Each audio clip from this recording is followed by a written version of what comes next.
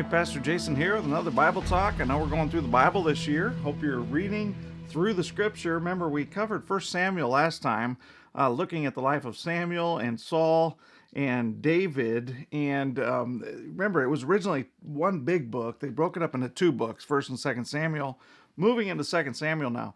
Remember, this is a time of transition between the judges and the time of the kings.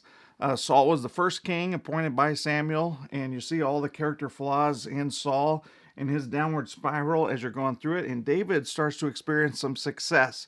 Of course, Saul gets really jealous of David and starts to pursue him, but David's just waiting on the Lord and God's timing, right? And so in the beginning of the book, chapters 1 through 10, you're going to see some of the blessings of God upon David. It starts off with just Saul dies, and David is just lamenting over King Saul dying, lamenting over his friend Jonathan dying. And this just shows the heart of David, that even though this guy was trying to kill him, that David had forgiven him and was just crying and weeping over his death. And that's how David's kingdom starts as you're reading through it. Chapters 1 through 10, you're just starting to see him taking the throne, and as king, he makes Jerusalem the capital, and he calls the city Zion. So you hear that word Zion a lot in the Bible. He wants to build a temple for the Lord, and in the midst of this, chapter 7 is a key chapter because he's saying in this, David's saying to God, I want to build you a house, that you're not just in this tent, this tabernacle. And God is saying to David, you want to build me a house? I can build my own house, but let me tell you, David, what I'm going to do. I'm going to build you a house. And in this house, it's going to be this lineage. Your lineage is going to bring about the promise, the blessing of Abraham. Genesis 12, that in you, in your line, I'm going to bless the entire earth. So you're starting to see a little picture again of the Messiah, the promise of the Messiah. And this is all under this blessing of David in the first part of the book.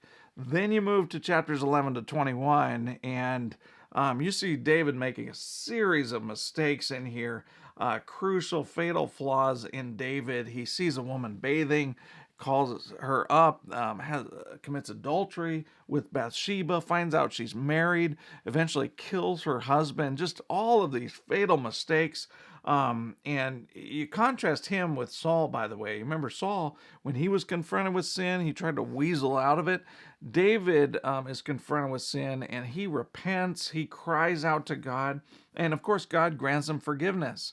But, God's saying there's going to be a number of consequences that you're going to have to face with this. And you start to see his family falling apart, the kingdom falling apart, all because of these decisions that David made. And I think it's a good lesson as you're going through this book that even though God forgives us, there will be consequences for the decisions and the choices that we make here on this planet.